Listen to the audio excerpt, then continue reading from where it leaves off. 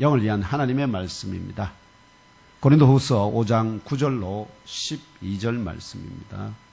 고린도후서 5장 9절로 12절, 신약성경 290쪽에서 291쪽 정도 됩니다.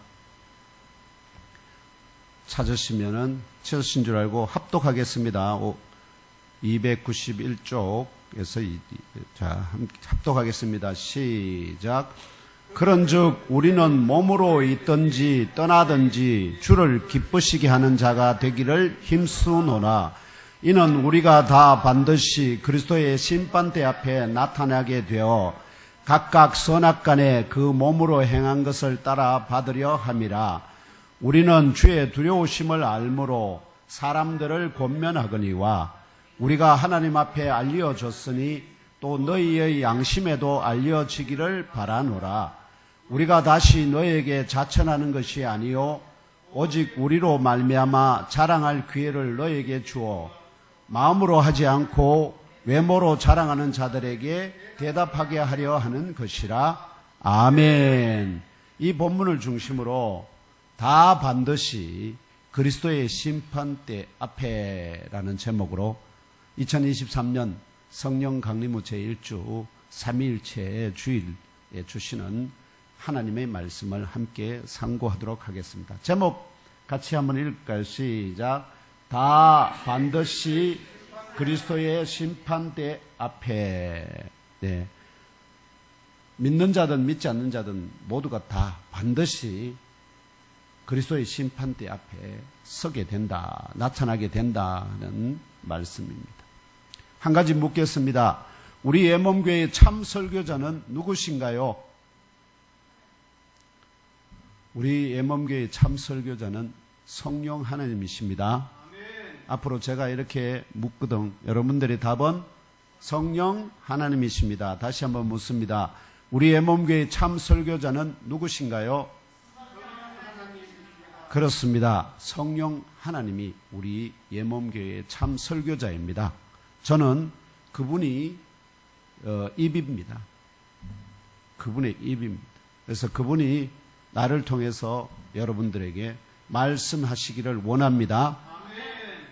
오늘 2023년 성령 강림후 제1주 삼위일체 주일 예배에 참석하신 모든 형제 자매들과 온 가족 모두 올 한 해 더욱 강건하시고 범사가 잘 되고 믿는 자 모두의 참 교사 되시는 성령 하나님의 견인하심을 받아 주 하나님의 명령에 무조건 예수로 응답하시는 순종의 용사들로 장성하시기를 하나님의 예스가 되시는 주 예수 그리스도의 이름으로 축복합니다. 아멘.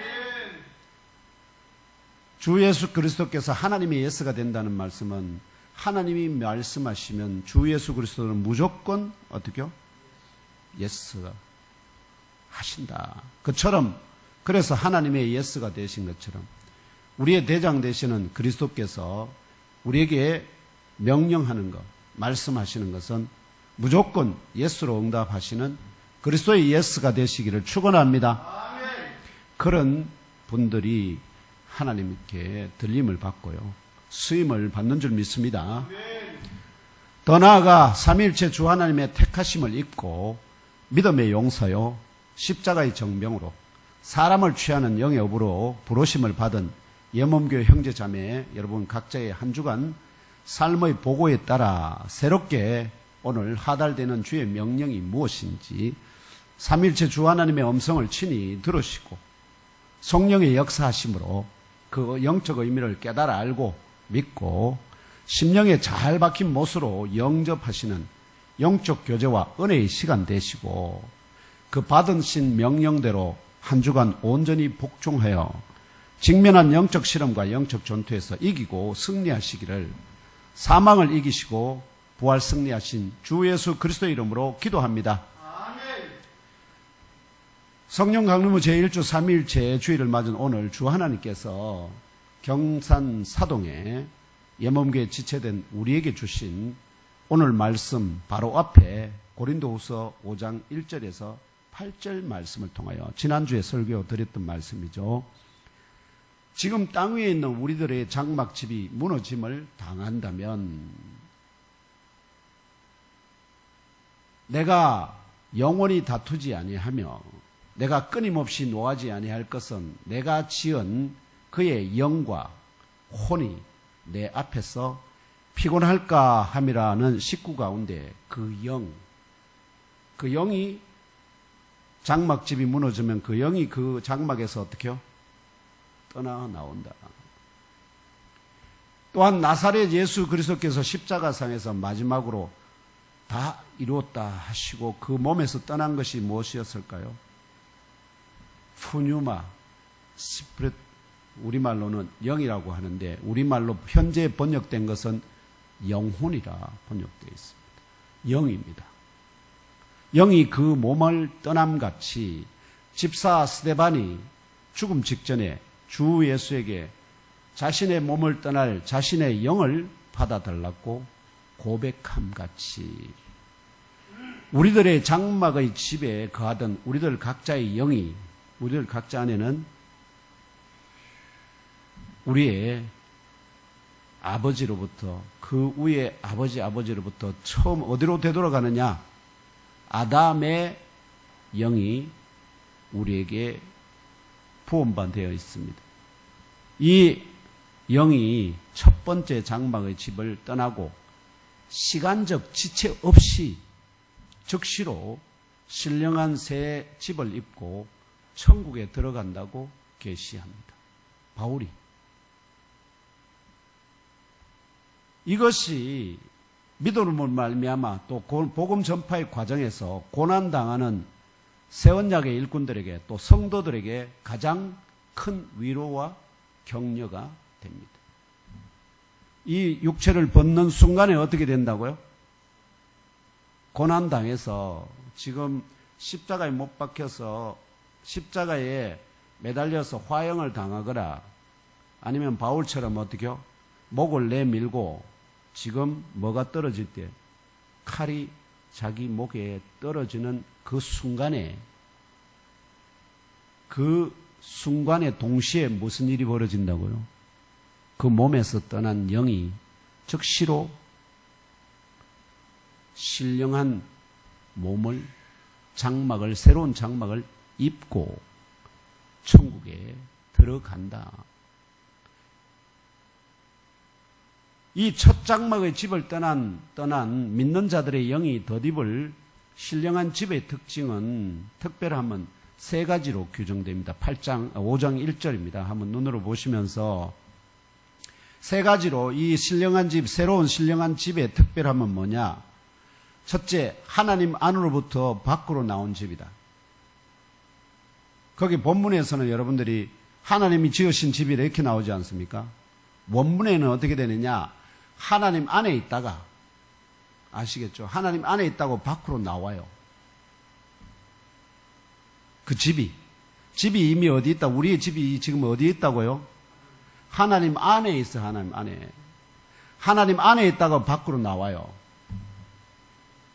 두 번째, 그래서 하나님 안에 있었으니까 뭐로 짓지 않은 집입니까? 손으로 짓지. 하나님의 손으로도 짓지 않은 집. 첫사람 아담은 몸은 하나님 땅의 흙으로 뭐로 지었었을까요? 손으로 지으셨죠. 하나님. 그런데 두 번째 입을 장막은 뭐로 짓지 않는다고요? 하나님이 손으로도 안 지어요. 어디에 있다가? 하나님 안에서 영원 전부터 있다가 아시죠? 새 집을 입혀주신다. 믿어집니까? 원문은 그렇게 얘기하세요. 근데 이걸 그렇게 해석하기는 너무 그렇게 직역하기니까 말이 너무 좀 이상하지 않습니까? 그러니까 뭐라고 해놨으면 번역을 하나님이 지으신 집이 이렇게 나와요. 지었다는 말이 없어요. 원문에. 하나님 안에서 밖으로 나와요. 손으로 지은 집이 아닙니다. 세 번째, 그래서 뭐라고 말하느냐? 하늘 안에 있는 영원한 집이다. 이 집을 즉시로 어떻게요? 있게 되고. 그렇기 때문에 이 순간만 넘어가면 뭐가 있다는 거죠? 영원한 기쁨의 복락의 세계로 들어간다는 것 때문에 이 순간의 두려움을 이기고 끝까지 붙들 수 있다. 그런 믿음을 주시는 분이 물론 누구일까요? 성령 하나님이십니다. 성령이 그 믿음을 붙잡게 도우시지 않으면 그 믿음 자체가 어떻게 해요? 그 순간에 내 안에 그 믿음이 없다는 게 드러나 버리게 됩니다. 그러면 어떻게 될까? 벌벌 떨게 됩니다. 도망갑니다. 무서워서. 이러한 계시의 진리는 다음의 교리에 반대됩니다. 여러분 가끔씩 들어서 알 수 있죠. 미래의 복된 나라는 존재하지 않으며 신학자들 중에 미래의 복된 나라는 왜냐하면 보이지 않으니까 존재하지 않는다. 이렇게 주장하는 사람들 많습니다. 또 그래서 우리는 오직 현세에서만 그리스도에 대하여 소망을 갖는다. 이렇게 말하는 자들이 있습니다. 아시겠죠? 신학자들 중에는 그런 자들이 있다 하는 것입니다. 두 번째, 죽음과 부활 사이에는 무의식 상태가 존재한다는 교리. 잠잔다 이런 말 아시죠? 잠잔다 이런 말들. 그 다음에 세 번째 뭐냐? 연옥을 통한 속죄와 성결 상태에 대한 교리들. 연옥을 통해서 연옥에서 어떻게 해요? 잠깐 머물 동안에 살아있는 그의 친척이나 자녀들이 그를 위해서 어떻게 해요? 선한 일을 많이 하면은 그의 죄가가 사해지고 그렇게 해서 그가 성결하게 되어서 어떻게 어디로 간다고요? 천국으로 간다고. 이렇게 성경에 없는 말을 하는 자들이 있다 하는 것입니다. 그럼에도 불구하고 그러니까 우리가 지금 제가 말씀드리지 않습니까? 우리가 여기서 어떤 위기 상황이 발생해서 이 순간에 떠난다 하더라도 떠나는 순간에 어떻게 된다고요? 우리의 영이 새로운 하느님 안에서 나오는 영원한 새 집을 잊게 되고 그리고 즉시로 바로 천국으로 들어간다는 이 약속이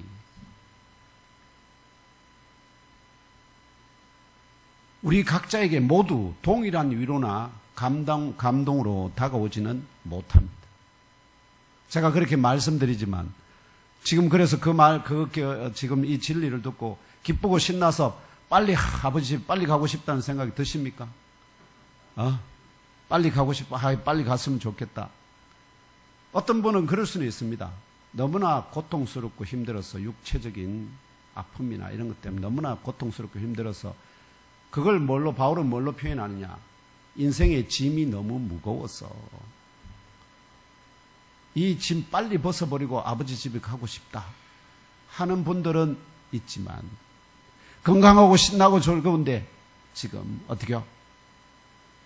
빨리 아버지 집에 가고 싶다 이렇게 말하는 사람은 많지 않다. 생각하는 사람은 많지 않다. 지금 신나고 이런 건 실컷 즐기다 가야지. 그래서 모든 사람에게 인생의 고난이 심한 사람이 하면 심할수록 어떻게 해요?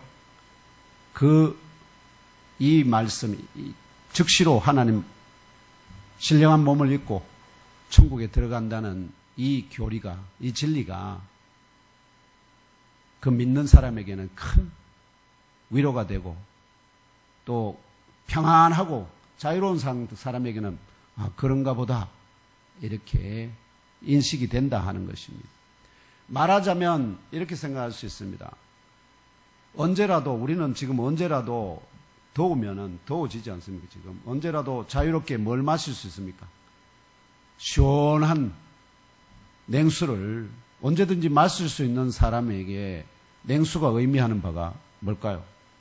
그거 가서 마시면 되지 뭐 이렇게 생각하잖아요. 그런데 불타는 광활한 사막이나 전쟁터에서 갈증으로 죽어가는 사람들의 냉수를 향한 소망과 전혀 다르지 않습니다. 주어진 뭐에 따라서 나의 외적인 것뿐만 아니라 나의 영적인 갈급함 이것에 따라서 어떻게요? 이 교리가 이 진리가 주는 감동이 다르다 하는 것입니다. 그리스도의 십자가 복음을 전파하는 새 언약의 일꾼으로 부름을 받은 우리 각자도 그 사명 감당을 위해 지금 여기서 무엇을 어떻게 행하느냐에 따라서, 아시겠죠? 무엇을 하느냐에 따라서 땅의 흙으로 지어진 첫 번째 장막의 집을 떠난 우리 각자의 영이 적시로 신령한 집을 덧입고 천국에 들어간다는 계시된 진리가 지금 육신 가운데 살아가는 우리 각자에게 위로가 되긴 하지만 그 위로의 정도가 각각 다르다 하는 것입니다. 이 시간 흙으로 지은 첫 번째 장막의 집을 우리의 영이 떠날 때 우리 각자의 영이 시간 지체 없이 즉시로 신령한 집을 덧입고 천국에 들어간다는 계시된 진리가 크고 확실한 위로와 소망이 되시기를 주 예수 그리스도의 이름으로 축복합니다. 이러한 크고 확실한 위로와 소망을 가진 사람들이 또한 깨달아 알고 믿어야 할 계시된 진리는 9절로 10절의 말씀입니다. 오늘 주신 9절로 10절의 말씀입니다. 다시 한번 한 목소리 읽으며 상고해 봅시다. 시작. 그런즉 우리는 몸으로 있든지 떠나든지 주를 기쁘시게 하는 자가 되기를 힘쓰노라. 이는 우리가 다 반드시 그리스도의 심판대 앞에 나타나게 되어 각각 선악간에 그 몸으로 행한 것을 따라 받으려 함이라. 아멘.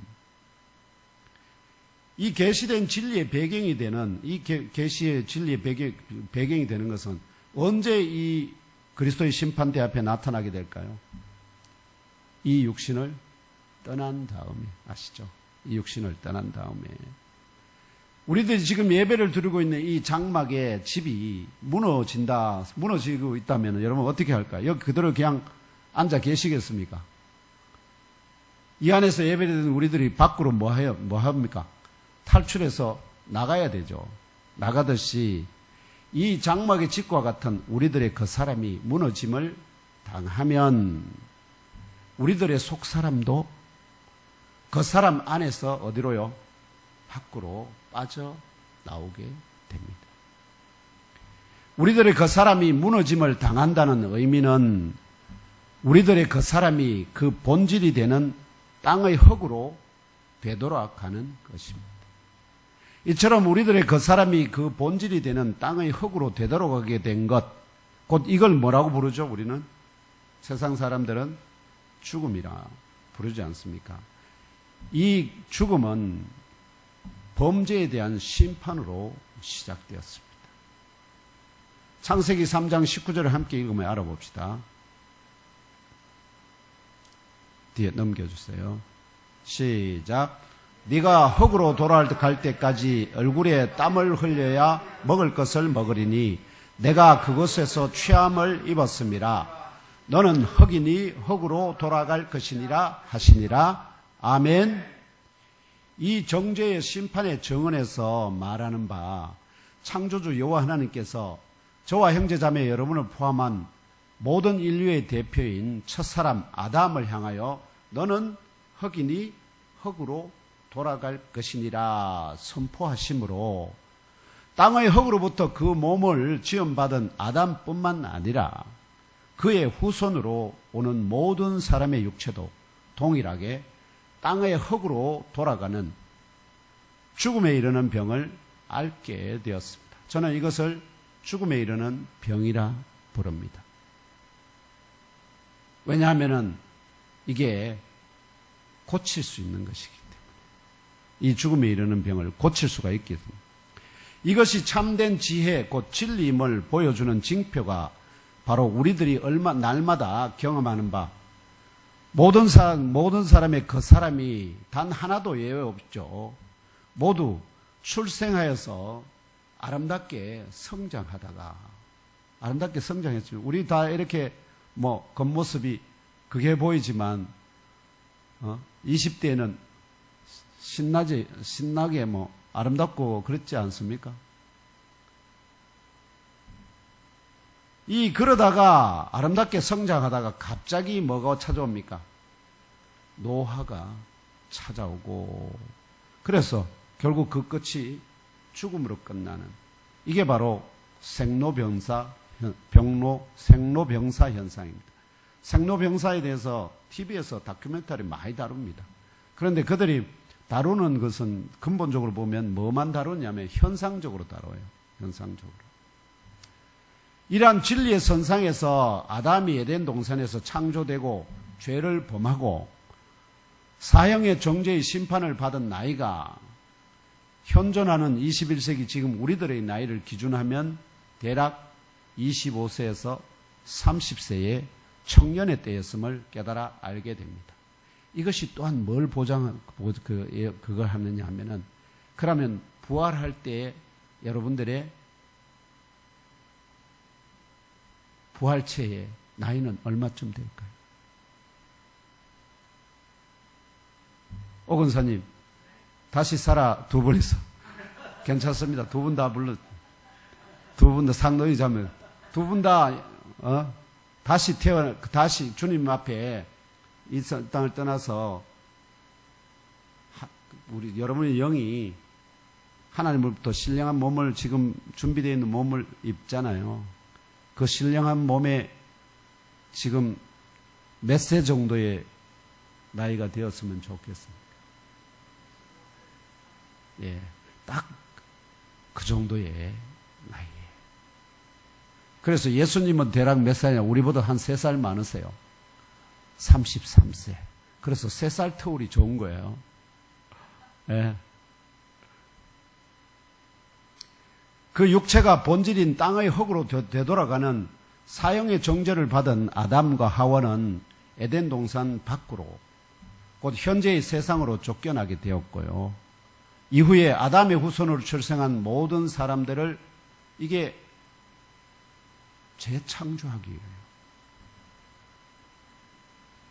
하나님께서 이들을 재창조하기 위하여 주 하나님은 그의 독생자 그리스도를 여자의 후손으로 세상의 죄를 지고 죽임당하는 어린 양으로 보내실 것을 예언하셨고, 역사에 정하신 그때에, 지금으로부터 약 2000년 전에 정혼한 처녀 마리아의 아들 나사렛 예수로 성육신하게 하셨습니다.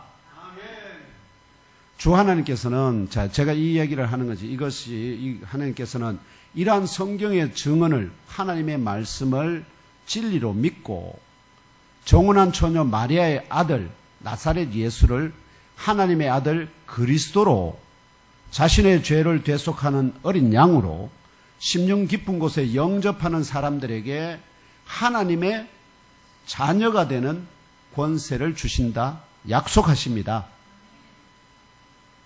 그래서 이러한 약속을 믿느냐 믿지 않느냐에 따라 온 인류는 두 부류로 나누어집니다. 한 부류는 믿음을 소유한 사람들이고, 다른 부류는 믿음을 소유하지 못한 사람들, 딱 두 부류가 이 세상에 존재합니다. 악당이고 그거는 다 사소한 것들입니다.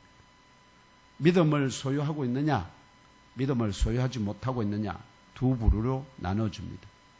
이 두 부류의 사람들이 이 땅에 있는 동안에는 어떻게요? 별반 차이가 없는 것 같아요. 그런데 이 두 부류의 사람들의 최종적이고 영원한 운명은, 히브리서 기자가 9장 27절에 한 번 죽는 것은 사람에게 정해진 것이요 그 후에는 심판이 있으리라는 말씀대로 그들의 육체가 땅의 흙으로 되돌아가는, 곧 장막의 집이 무너질 때에 각 사람의 영이 모두 신령한 집을 덧입지만, 오늘 본문 10절의 말씀대로 다 반드시 그리스도의 심판대 앞에 나타나게 되고, 각각 선악간에 그 몸으로 행한 것을 따라 죽음의 믿음을 가진 사람들은 죽음에 이르는 병에서 치유함을 받습니다.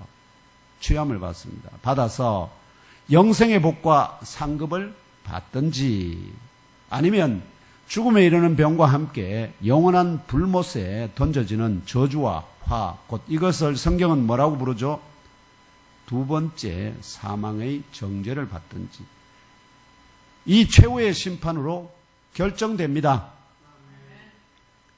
그러므로 참 믿음을 소유한 사람들은 구절과 같이 장막의 집과 같은 몸으로 살아가든지 혹은 주 하나님의 정하신 때가 되어 그 몸으로부터 떠나가든지 언제든지 심판장 대신 주 예수 그리스도를 기쁘시게 하는 자가 되기를 힘쓰게 됩니다.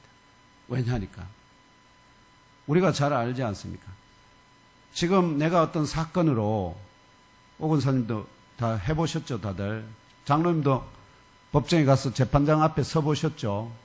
재판장 앞에 가서 서기 전에 그 재판장을 내가 잘 안다면 어떻게 해요?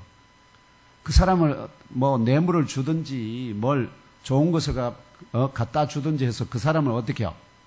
구워 삶든지 기쁘게 하면은 그분 앞에 딱 섰을 때 무슨 일이 벌어집니까? 10년 받을 거 5년으로 감해주고, 그죠? 1,000만 원 받을 거 500만 원으로 감해주고. 그런 걸 기대할 수 있을까 없을까요? 세상의 이치가 그렇지 않습니까? 그렇듯이 바울은 지금 우리에게 뭘 말하느냐?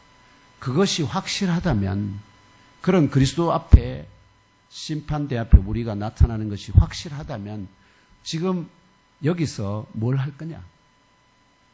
뭘 해야 될까요? 그분을 어떻게요?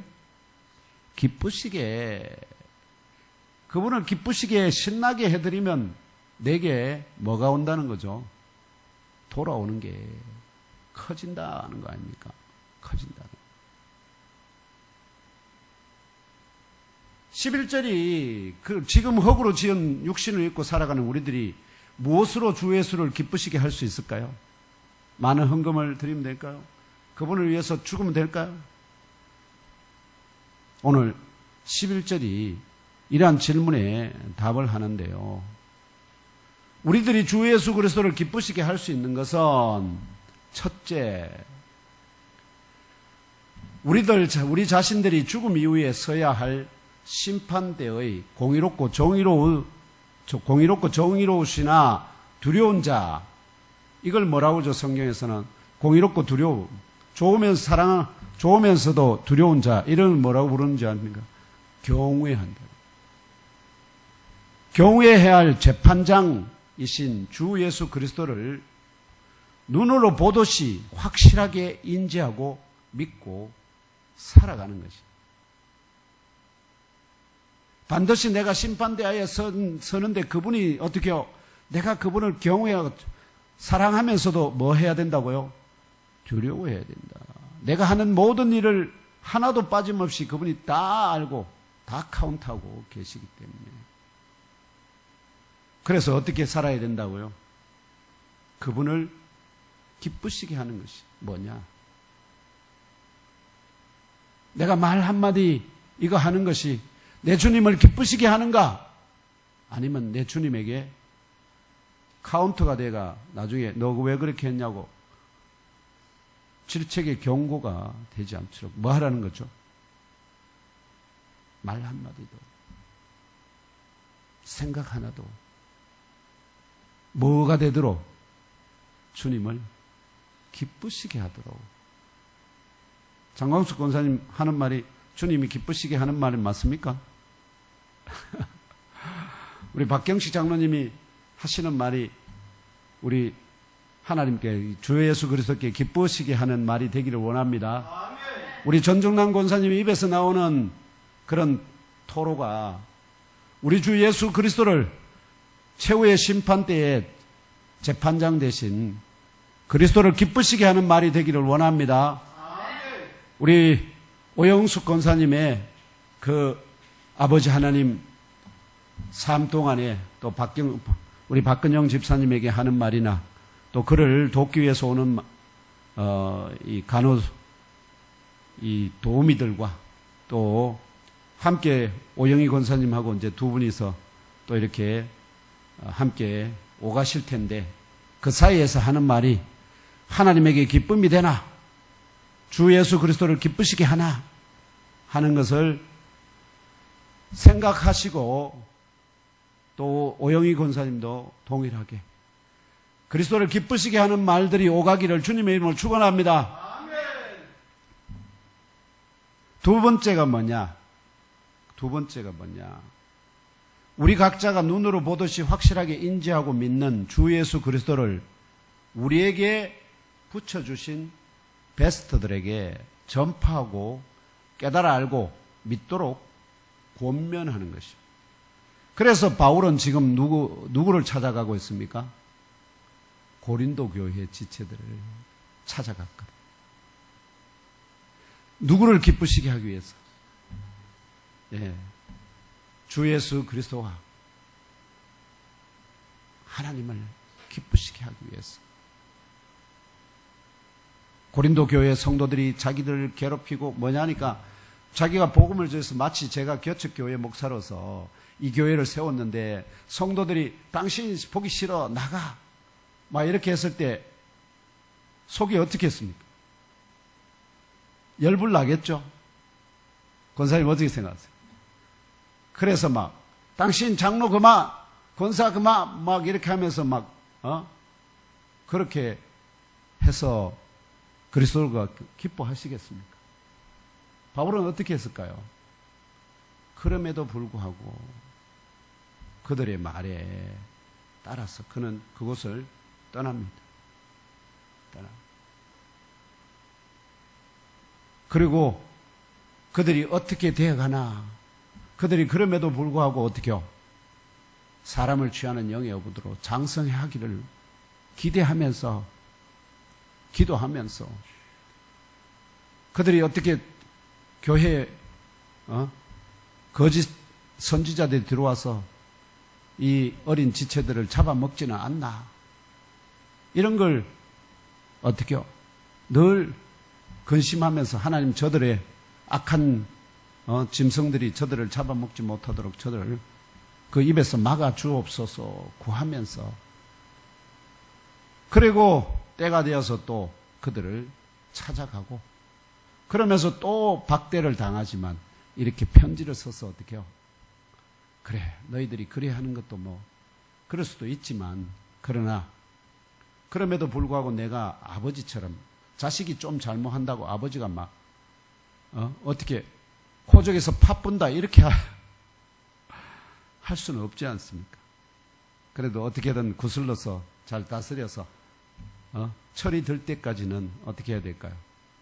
그를 용납해주고 이해해주듯이 바울이 지금 고린도 교회 성도들을 그렇게 이해하고 용납하고 받아주고 이것이 누구를 기쁘시게 한다고요?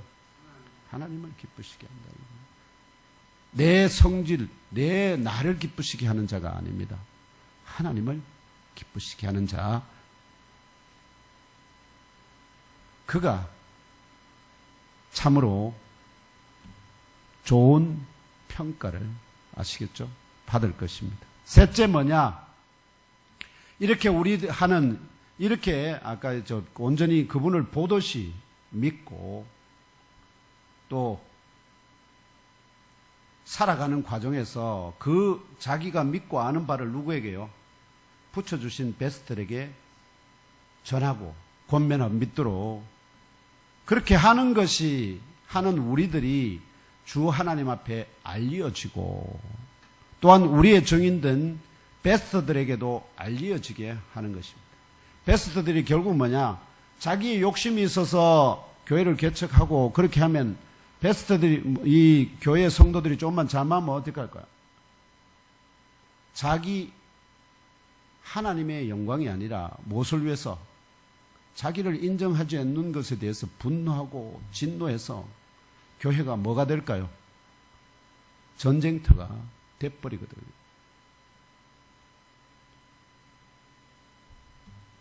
그렇게 하라는 것이 아니라 그런 상황에서 어떻게요? 하나님 앞에 우리는 이미 알려졌으니까 네의 순결하면 네의 어떻게 행하면 뭐가 어떻게 됐다고요? 하나님 앞에 이미 하나님이 다 알고 계시잖아. 그런데 이 어린 지체들이 뭐 알아주지 못한다고 그것 때문에 그렇게 방방 뜨냐? 그럼에도 불구하고 우리 베스트들의 마음에는 뭐가요? 아, 우리 목사님이 정말 진실한 목자장 되시는 주 예수의 부름을 받은 목자이다 하는 것이 알려지기에 이렇게 자기를 인내하며 기다리라 하는 것입니다. 주 하나님께서 믿는 우리들이 주 예수 그리스도를 기쁘시게 한 자라는 것을 그리스도의 심판대 앞에서 누가 증언해 줄까요? 하나님이 증언해 주시지만 증인은 둘 이상이 필요해요. 또 누가 있을까요? 우리 옆에 서 있는 우리들의 뭐가? 베스트들이. 우리들의 베스트들이 어떻게요? 내가 어떻게 행했는지를 그리스도에게, 물론 예수님은 다 알고 있지만,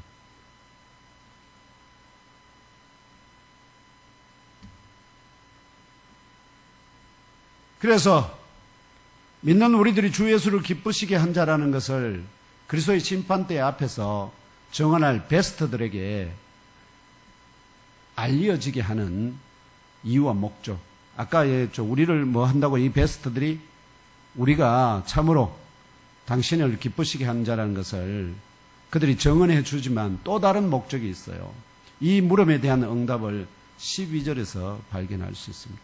왜 그 베스트들에게, 우리 자신이 믿는 우리들이 그들에게 제대로 알려줘야 되느냐? 겉모습이 아니에요. 진실한 모습이 알려줘야 되느냐? 바로 이것은 우리들의 베스트들이 우리를 새 언약의 일꾼으로 인정하고 받아달라고 추천하기 위한 것이 아닙니다. 여러분들이 나를 인정해달라. 목회자로서 나를 인정해달라. 이걸 위해서 어떻게 해요? 뭐 한다는 거지 않아요. 제가 그들에게 여러분들에게 알려지는 게 목적이 아닙니다. 또 여러분의 베스트에게 내가 정말로, 그리스도를 하나님을 이렇게 새 언약의 일꾼답다 하고 그들이 인정을 받고자 하는 것이 목적이 아닙니다. 인정은 누구로부터 받아야 할까요? 하나님부터. 그래서 예수 그리스도께서 제자들에게 전도에 2사람씩 짝을 지어서 당신이 가서 복음을 전할 그 각 동네에 가서 뭘 하게 합니까? 하나님 나라를 전하고 온갖 병을 고치는 능력을 주어서 보내셨는데 제자들이 예수님에게 돌아왔습니다. 70명이 갔었거든요. 12사도를 포함해서. 70명이 돌아와서 전부 다 보고한 내용이 무엇이었을까요? 무엇을 자랑했느냐? 예수님의 이름만 대면 귀신들도 떠나고 병들도 떠나고 와 신났습니다 하고 막 신나서 죽어요. 그럴 때 예수님께서 그들에게 하신 말씀이 있습니다. 뭐라고 그랬죠? 귀신이 너희 말에 복종하는 것에 기뻐하지 말고 뭐라고요? 너희들의 이름이 하늘에 기록된 것으로 기뻐하라. 결국은 내가 이 목회를 하는 것이 나를 성도들이 알아달라고 목회하는 게 아니지 않습니까? 나는 목회자로 부름을 받은 것은 누가 이미 다 알고 계십니까? 하나님 다 알고 계시고, 그래서 내 이름이 당신의 나라에 기록되어 있다면 내가 바라고 소원할 것은 뭘까요? 바울처럼 여러분도 뭐가 되라고요? 그리스도를 온전히 알고 믿고 깨닫고 그분을 내 이웃들에게, 내 베스트들에게 전하고 나누는 그런 일꾼이 되라는 거 아니겠습니까? 그것에 더해서 뭐를 또 얘기를 하고 있느냐 하면은, 그래서 여러분들이 나를 알아달라고 하는 것이 아니라, 여러분들이 저의 지도 아래 겉으로 보이는 일시적이고 외모나 외시간에서 자랑하지만 겉으로 보이지 않는 영원하고 영적인 것 안에서는 자랑할 줄 모르는 그런 자들이 누구냐? 율법주의자들, 또 철학자들, 혹은 21세기 현대 과학자들과 같은 사람들을 향하여 참 진리를 가진 것을 자랑할 기회를 제공하기 위한 것입니다. 보통 사람들은 무엇을 자랑합니까? 많이 가진 거, 지위 높은 거, 또 자식들이 잘 된 거, 이런 거 자랑하지 않습니까? 그러면 그 사람들은 자랑할 것이 그거밖에, 보이는 것밖에 없습니다. 겉으로 드러나. 그런데 바울이 지금 진짜 자랑할 것은 뭐라는 거죠? 진짜 자랑할 것은 내 안에 누가 있느냐? 내 안에 그리스도가 있다. 그것이 진짜 자랑거리 아닙니까? 이 자랑거리를 어떻게요? 그들에게 제공하기 위해서 결국은 내 안에 그리스도가 있다는 것, 너도 그와 같은 그리스도를 가졌다 하는 것, 가지게 된다 하는 것을, 그것을 나눠주기 위해서, 전파하기 위해서 여기 이 자리에 있다, 또는 복음을 전하는 것이다, 이렇게 지금 증언하고 있는 줄 믿습니다. 이러한 참 진리를 소유하고 자랑하는 사람들은 어떤 사람들이냐? 17절 같이 한번 읽을까요? 5장 17절 시작. 누구든지 그리스도 안에 있으면 새로운 피조물이라, 이전 것은 지나갔으니 보라 새 것이 되었다는 증언처럼 예수 그리스도를 통하여 재창조된 새로운 피조물임을 깨달아 알고 믿고 1세기 사도들과 제자들 같은 주 예수 그리스도의 예스가 되시기를 하나님의 예스가 되신 주 예수 그리스도의 이름으로 축복합니다. 아멘. 이제 말씀을 맺고자 합니다. 지금 오늘 여기까지 저와 형제 자매 여러분의 속사람도 물과 성령으로 거듭났지만 갓난 아이에서 자라고 장성한 세상이 감당치 못하는 새 언약의 영광스러운 일꾼으로, 또 사람을 취하는 영의 어부와 영적 교사가 되게 하기 위하여 영적인 사람 푸뉴마티코스로 성숙되는 과정에 있습니다. 그러는 가운데 우리 각자 안에 영접한 그리스도 예수 안에 거하시는 하나님으로 인하여 우리를 성전 삼으시고 죄와 허물을 영원토록 씻어주시는 생수의 샘도 주시고 천국으로 들어가는 문도, 천국에 들어가는 문은 여러분 어딘지 아십니까? 천국의 문이 어디 있는지 모르면 어떻게 될까요? 이리 헤매고 저리 헤매게 되죠. 그런데 그리스도를 가진 자들은 그 믿음 안에 뭐가 있다고요? 천국의 문이 있거든요. 그걸 다른 말로 하면 내 마음 안에 천국의 문이 있기 때문에 여러분들이 굳이 천국을 문을 찾아서 헤매일 필요가 없도록 은혜 베푸신 것을 기억하고 환난과 박해의 영적 바람이 불더라도, 또 선을 행하는 중에 당하는 고난이라도 욕을 욕으로 악을 악으로 갚지 말고 원수를 향하여서도 오히려 복을 빌어주므로 하나님이 예배하신 한 사람이라도 취하여 다시는 영원히 부패하지 아니할 예수 그리스도의 몸의 지체로, 곧 유일하신 참 교회인 예몸 교회의 지체로 가서 모든 민족을 제자로 삼으라는 참 계명에 순종하는 새 언약의 영광스러운 일꾼으로 세움 받으시기까지 하나님의 예스가 되신 주 예수 그리스도의 이름으로 축원합니다.